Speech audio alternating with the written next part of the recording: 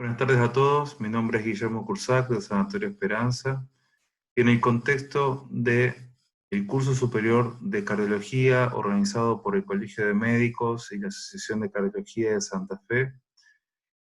en el marco del módulo de insuficiencia cardíaca avanzada 2, vamos a tocar el tema terapias en insuficiencia cardíaca avanzada. En estos próximos 20 minutos vamos a intentar conversar respecto a la definición, o sea, qué entendemos por insuficiencia cardíaca avanzada, qué estratificación pronóstica tenemos que hacer con los pacientes con insuficiencia cardíaca para decidir finalmente el tratamiento y la derivación en tiempo y en forma, y finalmente, qué estrategia tenemos de manejo para este grupo de pacientes, tanto a corto plazo como a largo plazo. Vamos a intentar hablar de drogas vasoactivas, del manejo de la congestión, sobre todo de diuréticos, y del soporte circulatorio a corto plazo, basándonos sobre todo en lo que tenemos disponible en la Argentina y especialmente en nuestra provincia y en nuestra ciudad. Y también, por supuesto, vamos a hablar del tratamiento a largo plazo, de nuevo con la misma filosofía, con lo que tenemos disponible y lo que potencialmente existe en diferentes lugares del mundo. Vamos a empezar entonces con la definición de insuficiencia cardíaca avanzada. En el año 2018, el Grupo de Insuficiencia Cardíaca de la Sociedad Europea de Cardiología redefinió la insuficiencia cardíaca avanzada, postulando que los pacientes tienen que tener estas cuatro características para considerarse con insuficiencia cardíaca avanzada. Primero, síntomas, ¿no? Síntomas severos y persistentes de insuficiencia cardíaca, en clase funcional avanzada de la New York Heart Association, o sea, clase 3-4. Tienen que tener una alteración estructural en el corazón, pero aquí hizo algunas pequeñas modificaciones, no solo la clásica disfunción sistólica con fracción de erección menor al 30%, sino también se contempló a la disfunción del ventrículo derecho, bastante típica en la displasia ritmogénica del ventrículo derecho, o valvulopatías severas no operables, o cardiopatías congénitas, pero también se incluyó en forma novedosa a los pacientes con falla cardíaca con función sistólica conservada, con biomarcadores persistentemente altos, ¿sí? Teniendo en cuenta la definición que hizo en el consenso último de insuficiencia cardíaca, la Sociedad Europea de Cardiología, en función sistólica preservada y de grado medio. También los pacientes tienen que tener episodios de congestión pulmonar o sistémica que requieran dosis altas de diuréticos, o episodios de bajo gasto cardíaco que requieran inotrópicos o fármacos vasoactivos, o también arritmias malignas, pero que no solamente hayan tenido una hospitalización en los últimos 12 meses, sino también considera una visita no programada como un episodio significativo dentro de la historia clínica del paciente. Y finalmente, tiene que tener un dato funcional, que puede ser un 6-minute walking test, o sea, un test de caminata de 6 minutos menor a 300, o un test de consumo de oxígeno cardiopulmonar, que en el caso de estar en tratamiento con betabloqueantes tiene que ser menor a 12, y si es intolerante a los betabloqueantes, menor a 14 mililitros por kilo por minuto. También es muy útil una clasificación que surgió, en verdad, cuando se hizo el registro interagencia de asistencia circulatoria, que finalmente definió 7 escalas, que hoy en día llamamos la escala Intermax, y que está enfocada específicamente para pacientes con asistencia ventricular, pero que es muy útil a la hora de pensar en pacientes con insuficiencia cardíaca avanzada en la toma de decisiones. Tenemos los pacientes más leves, que son los pacientes Intermax 7, que son los pacientes que están en clase funcional 2-3, pero con un balance hídrico estable y manejable. A medida que sube la escala de Intermax, los pacientes se empiezan a poner más inestables. A partir de la escala 3 tienen necesidad de inotrópicos, en forma primero temporaria y luego continua, hasta llegar al paciente Intermax 1, que es el paciente crítico, el paciente que en las próximas horas probablemente se muera y que tenemos que tener una conducta agresiva, habitualmente un shock cardiogénico refractario que necesita, si tenemos disponible, algún tipo de asistencia ventricular. Vamos ahora a ver un poquito cuáles son los criterios de mal pronóstico. Me gustaría enfocarme en este punto en cuáles son los datos que nosotros, como cardiólogos clínicos, como cardiólogos generales, tenemos que tener en cuenta a la hora de pensar que nuestro paciente necesita una terapia un poco más compleja, quizás en un grupo de alta complejidad o en un grupo de insuficiencia cardíaca avanzada. Primero vamos a pensar en parámetros clínicos, los pacientes que tienen más de una hospitalización en el último año, los pacientes que tienen clase funcional avanzada, los pacientes que no toleran el tratamiento médico recomendado por las guías, los pacientes que necesitan cada vez más dosis de diuréticos de ASA, los pacientes que están hipotensos persistentes, los pacientes que no se puede hacer un test funcional porque realmente tienen muy mala clase funcional, o que tienen un Sick Mini Walking Test, o sea, un test de caminata de 6 minutos bajo, menor a 300, los pacientes que no responden a la terapia de resincronización, o los pacientes que empiezan a perder peso a pesar del tratamiento médico óptimo y el soporte nutricional. Aquí también se mencionan los test de Kansas y el de Minnesota, que son dos test que se utilizan un poquito más en investigación, pero que son bastante sencillos para aplicar y están online en pacientes con insuficiencia cardíaca avanzada y nos dan una indicación bastante objetiva de qué calidad de vida tienen nuestros pacientes para pensar en un tratamiento escalonado o diferente o superior al que tienen en este momento. Respecto a parámetros de laboratorio, de nuevo, los clearance bajos, las creatininas altas, ahí están millimolios por litro, pero el valor por miligramos por decilitro, que es lo que utilizamos habitualmente en nuestra región, es mayor a 1.8. La hipocalemia, la hipercalemia, ¿sí? La hiponatremia, sobre todo menor a 135 minicavalentes litro, los pacientes que comienzan con anemia, los pacientes que tenemos chance de dosar DNT-proBNP y está persistentemente alto, por encima de 1000, o los pacientes que tienen alteraciones hepáticas o albúmina baja. Las imágenes, en mi opinión, son una herramienta fundamental a la hora de catalogar a estos pacientes, no solamente por la disfunción ventricular izquierda, sino cuando vemos pacientes con ventrículos muy aquinéticos o disquinéticos, muy dilatados, con insuficiencia mitral,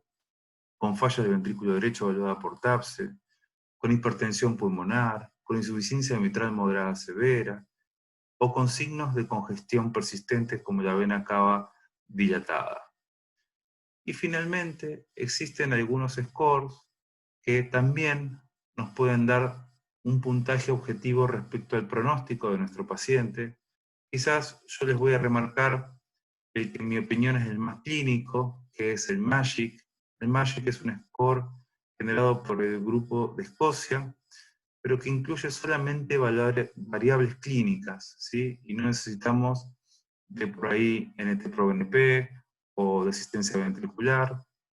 y claramente nos da un valor pronóstico a 1 o 3 años de los pacientes, lo que nos permite inferir y preparar al paciente y a la familia en este difícil punto que es cuando el paciente empieza a empeorar su calidad de vida y a requerir algún otro tipo de tratamiento que quizás a veces no está disponible. Vamos a hablar un poquito de congestión y de diuréticos. Esto es hablando de pacientes con terapias a corto plazo. El paciente con insuficiencia cardíaca avanzada que requiere diuréticos porque está congestivo. Y acá les traigo el estudio 2, probablemente ustedes lo conocen, el estudio publicado en New England Journal of Medicine en 2011, encabezado por Mike Felker, que fue un estudio muy interesante porque probó algo que venimos haciendo de hace décadas, ¿sí? Porque los diuréticos de ASA se utilizan en insuficiencia cardíaca desde hace muchísimos años. Pero bueno, él quiso evaluar diferentes preguntas y formas de tratamiento que tienen los diuréticos hoy en día alrededor del mundo, que es embolo versus infusión continua, o en dosis alta versus dosis baja, entendiendo por dosis alta al 2.5 por de la dosis basal del paciente. Este estudio fue muy importante, no solo porque demostró que no existe un beneficio por ninguna de las 4 estrategias en los pacientes con insuficiencia cardíaca avanzada, sino que también demostró que el diurético de ASA fue, es y sigue siendo el tratamiento principal o prioritario a la hora de pensar en descongestionar a un paciente sobrecargado por insuficiencia cardíaca. Tanto es así que en el año 2019, el año pasado, el Grupo Europeo también sacó una guía o una declaración respecto a cómo se deben usar los diuréticos en insuficiencia cardíaca. Está un poco chiquitito, así que después ustedes pueden ir al documento original, pero claramente dice que el paciente en las primeras 24 horas nosotros tenemos que basarnos en la congestión y el tratamiento diurético que tiene el paciente, y que hacer lo que llamamos terapia escalonada y por objetivos de tratamiento. ¿Qué significa esto? Nosotros necesitamos que se descongestione en forma gradual pero persistente, y si eso no pasa hay que escalar a una infusión superior o hacer una combinación de diuréticos. Y también es muy importante, quizá ustedes lo pueden ver acá, que la ultrafiltración es el último eslabón que tenemos disponible para descongestionar a un paciente con insuficiencia cardíaca. Esto lo remarco porque, bueno, ustedes saben que trabajamos con nefrólogos, con intensivistas, y a veces se plantea la discusión de qué hacer con la descongestión de los pacientes. Nosotros en insuficiencia cardíaca sí tenemos evidencia de cómo descongestionar a los pacientes, no solo con el DOSE, sino, por ejemplo, con el estudio UNLOCK que encabezó María Rosa Constanzo, y que demostró que claramente la ultrafiltración no es superior al tratamiento diurético y simplemente es una terapia de rescate cuando no tenemos otras alternativas. Y también le quiero remarcar en este punto que la combinación de diuréticos, ¿sí?, lo que se llama el multibloqueo de la nefrona, es realmente una estrategia muy útil, sobre todo cuando el paciente no tiene buena respuesta a la dosis inicial de furosemida, combinar con tiazidas y con espironolactona en cuanto a un trabajo en continuo con los nefrólogos, por supuesto, porque habitualmente son pacientes con TIREN bajo e insuficiencia cardíaca avanzada. Y esto lo remarca claramente la guía del año 2018, ¿sí?, en donde la terapia inicial deben ser diuréticos de ASA. Cuando el paciente no responde hay que sumar tiazidas u otro tipo de agentes, y finalmente la ultrafiltración tiene que ser considerada cuando ninguno de todos estos métodos que intentamos utilizar con el paciente con insuficiencia cardíaca avanzada tuvo un efecto beneficioso. Vamos a salir de los diuréticos y vamos a conversar un poquito de inotrópicos. La mayoría de ustedes está muy familiarizados con los inotrópicos, todos indicamos y utilizamos inotrópicos, sobre todo los catecolaminérgicos, perdón. Pero bueno, me gustaría destacar algunos puntos respecto a inotrópicos en insuficiencia cardíaca avanzada. Primero, que usar el grupo de inodilatadores tiene cierto beneficio fisiopatológico, aunque no probado en ensayos clínicos randomizados. Sobre todo la dobutamina es una droga que hasta 15 gamas tiene un aumento del gasto cardíaco y una disminución de la resistencia vascular sistémica, con un beneficio también coronario, por lo cual debería ser el inotrópico de elección, sobre todo en el shock cardiogénico puro. Todos estamos bastante familiarizados con la dopamina. La dopamina se probó en diferentes estudios, sobre todo en esta idea que tenemos que a bajas dosis tiene un efecto renal, a dosis media tiene un efecto beta y finalmente a dosis máximas tiene un efecto alfa. Pero bueno, esto realmente no se ha podido replicar en ensayos clínicos randomizados, y sí se ha comparado dopamina contra noradrenalina en un ensayo clínico de pacientes con shock, aunque hay que considerar que la mayoría de los pacientes no tenían shock cardiogénico en este estudio, pero la noradrenalina fue superior a la dopamina en términos de mortalidad. No quiero dejar de remarcarle que hay dos inotrópicos que deberíamos utilizar bastante en insuficiencia cardíaca, como son el milrinoni y el levosimendan. A pesar de que el milrinoni es un inotrópico que no demostró un beneficio contra placebo en el estudio OPTIME, es un inotrópico que se utiliza, que tiene vida media un poquito más larga que los inotrópicos catecolaminérgicos, y que tiene el beneficio de no actuar en el receptor beta, por lo cual en pacientes tratados con betabloqueantes, que son muchos de los pacientes con insuficiencia cardíaca avanzada, es de elección respecto a los otros sinotrópicos. Y finalmente, levosimendan. Ustedes saben que levosimendan fue muy prometedor hace algunos años. En el estudio LIDO y en el Ruslan se intentó demostrar un beneficio en mortalidad que no se pudo demostrar, pero también hoy en día ha ganado un lugar, ¿sí? Sobre todo algunas alternativas al paciente con insuficiencia cardíaca aguda, como es en el pre- y postoperatorio de cirugía cardíaca. Hay algunos estudios que demostraron un beneficio real de levosimendan,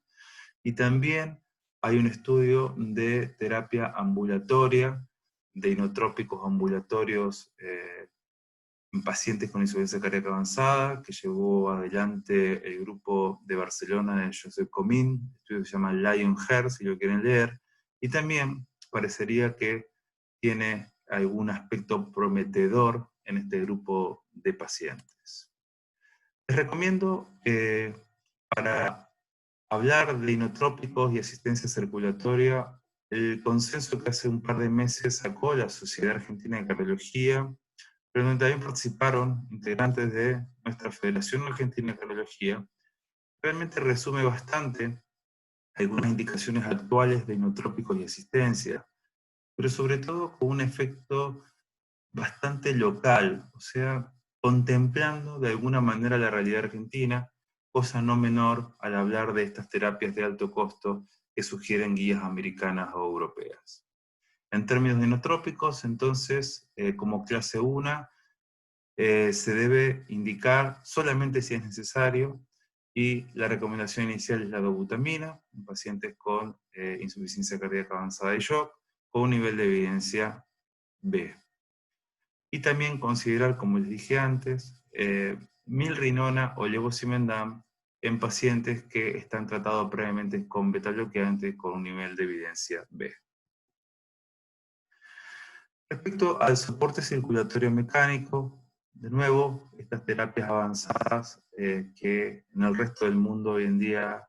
se utilizan mucho, están avaladas por las agencias regulatorias y de alguna manera financiadas por los sistemas. A nosotros nos parecen un poco difíciles de trasladar a nuestra realidad. Yo creo que es importante conocer primero cuáles son las indicaciones, ¿sí?, del soporte circulatorio agudo, y hay algunas circunstancias que están bien definidas. Primero, como puente a la decisión,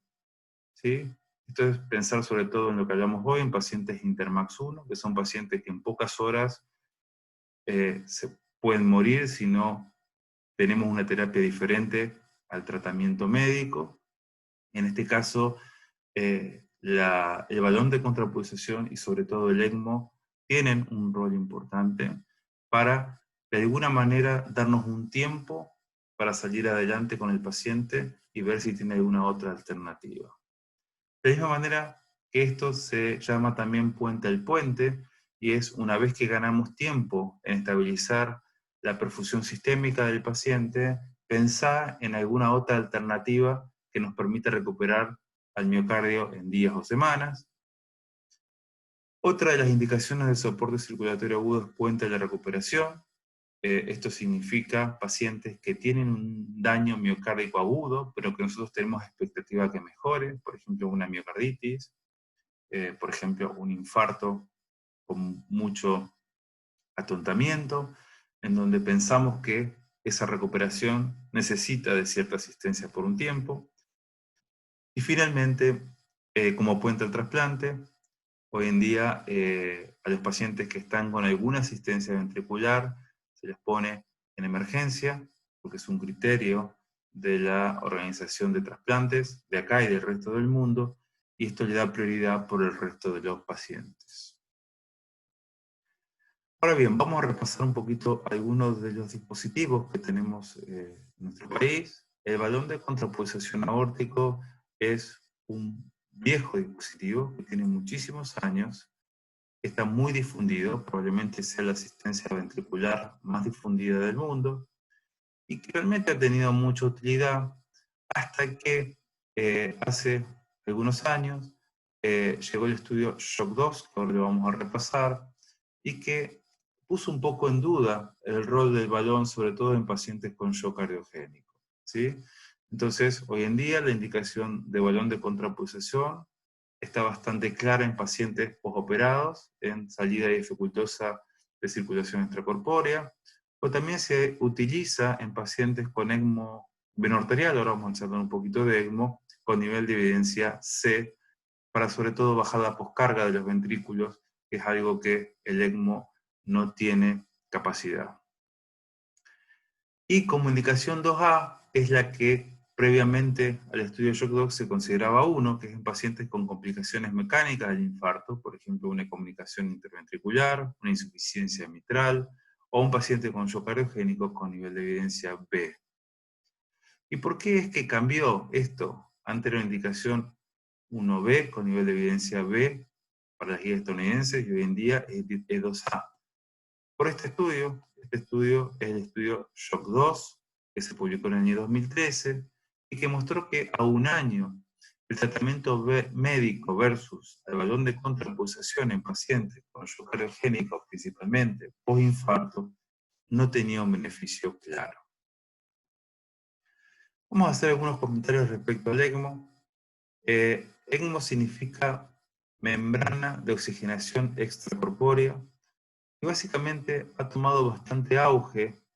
este tratamiento en los últimos años. La ECMO está considerada como una asistencia aguda, hay diferentes formas, que son venovenosa y venoarterial.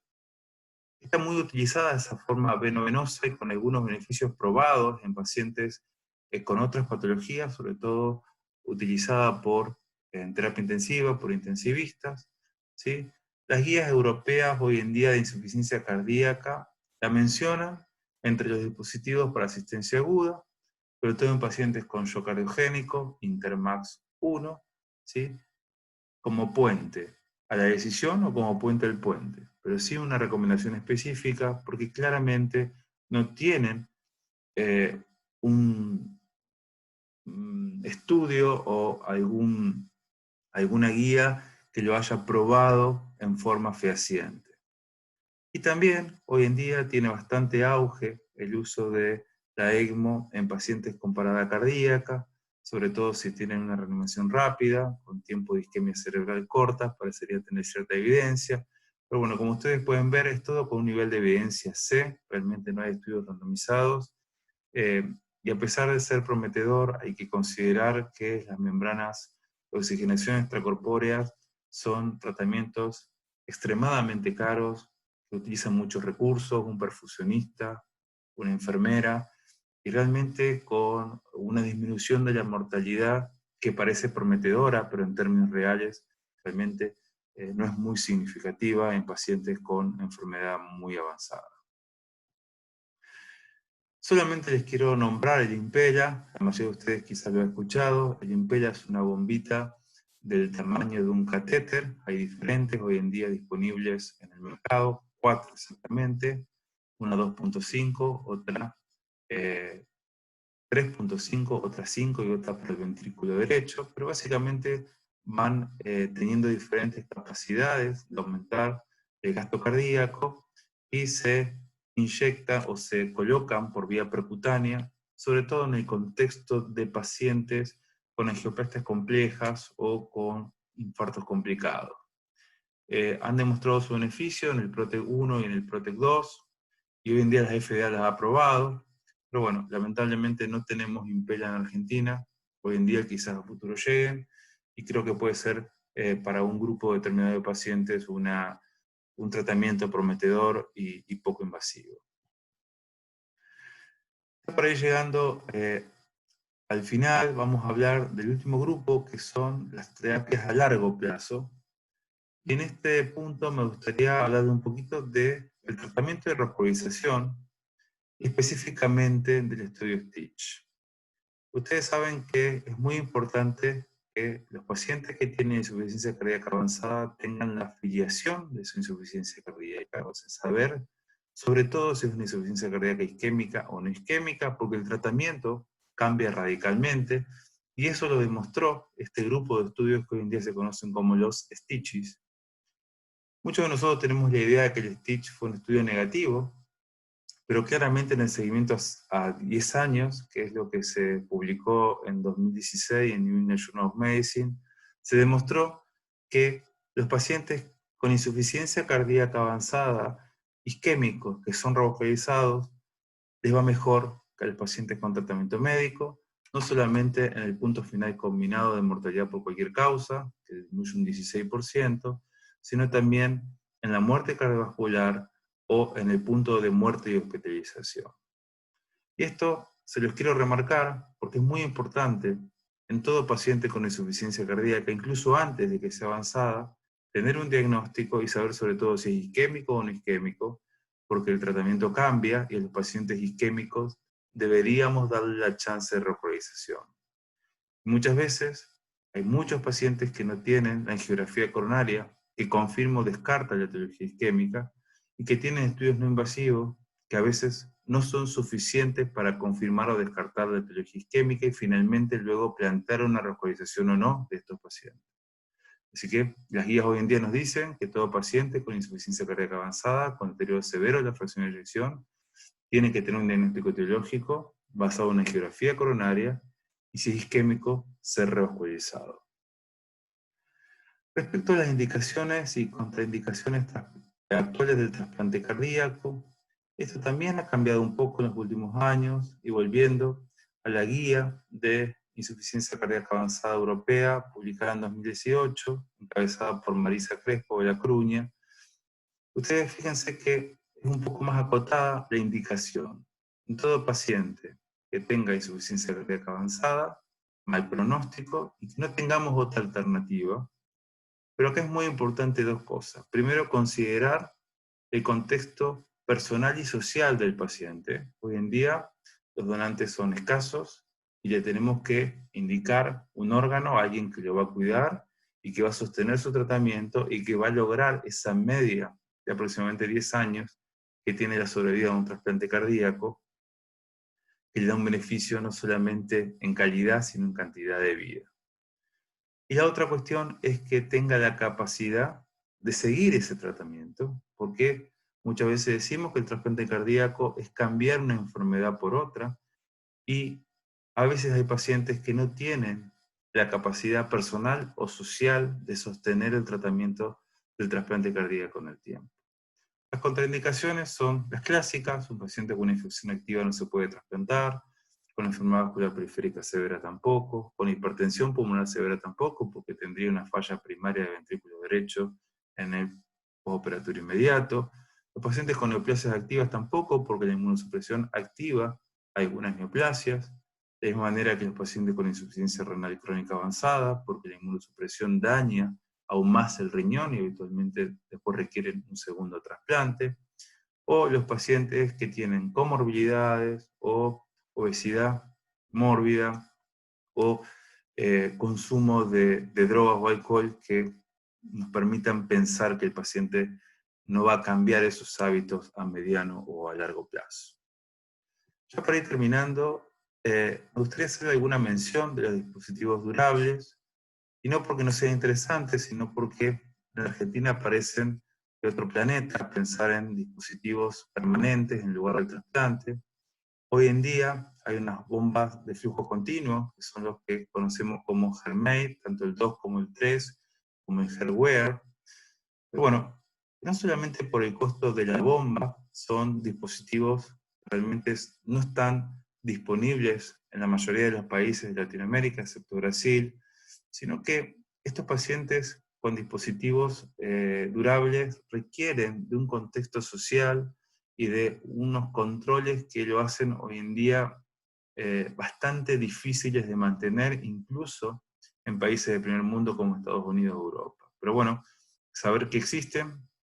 que hay estudios que avalan su uso, sobre todo en pacientes con Intermax alto, y que realmente los resultados son buenos a mediano y a largo plazo, por supuesto que con un alto costo que hoy en día no podríamos pensar para nuestro sistema de salud. Para terminar,